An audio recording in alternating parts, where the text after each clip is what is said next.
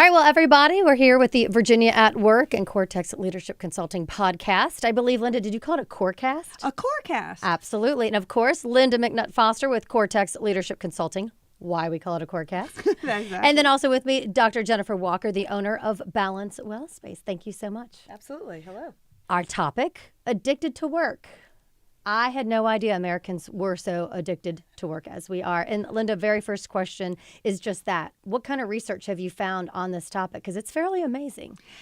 It was. It's sort of, I train a lot of leaders and executives. So, I mean, we don't take a lot of time off, and I know that. But it was kind of amazing how much American culture has turned to this. So more than 56% of Americans haven't taken a vacation in the last year. Now, 25% of Americans don't get paid time off, right? But when you think about the part that half of us haven't even taken the time off that we have, why is that? And, you know, it's things like we have a fear of returning to a mountain of work.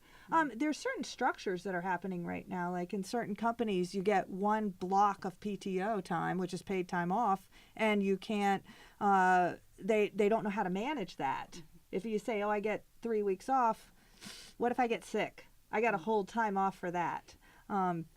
So they may have a belief that no one else can do their job the way that they can do. They have, a great dedication to their companies. I think there's a great loyalty with a lot of employees. Which is good. I feel like, yeah, it's excellent. Until you have no balance in your own life. Yeah. To balance the dedication. Yeah, until it affects your well-being. Right.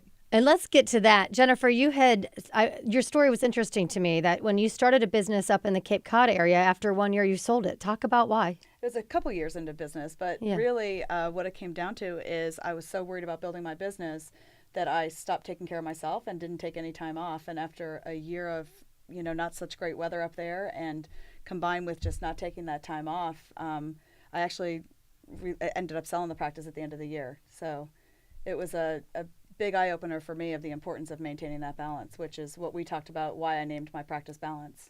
And tell people what your practice is, Balance Well Space. Balance Well Space is a comprehensive wellness center. We have chiropractic, day spa, and fitness services. So this is not only a good topic because you understand it personally, but this is what you do for a living, basically. Absolutely. What have you found when it comes to performance, engagement, morale, all those things, when people are not balanced, when they are so addicted to work, either yourself or your employees? What happens to the community you have at your work? Well, I think that it's kind of like an athlete. If you look at an athlete who is training year-round for a specific sport and not diversifying their workouts and really just focusing on that year-round, they end up with injuries a lot of times. And it's the same thing with people. If you're working really hard and you're not taking those necessary breaks, your bodies eventually do break down. And brain health, well-being, does it actually affect emotional when you talk about brain health? Absolutely. When you have chronic levels of stress, those are typically the people that don't take those times away. And when you have chronic levels of stress, that leads to things like mental fogginess, memory issues, and even heightened anxiety. And I think a lot of people might be listening to us right now as they're heading into work for their however many day in a row, if they haven't taken any vacation. Maybe you're lucky enough to be out on the Greenway taking a walk. But we want to leave you with a thought on all of this, which is, are you seeing in your practice, Jennifer, or other people out at work, what the effects are of this nonstop working? Think about that, how it's affecting you. Jennifer, we'll talk a little bit about how you've seen it in your own place, and we'll go from there.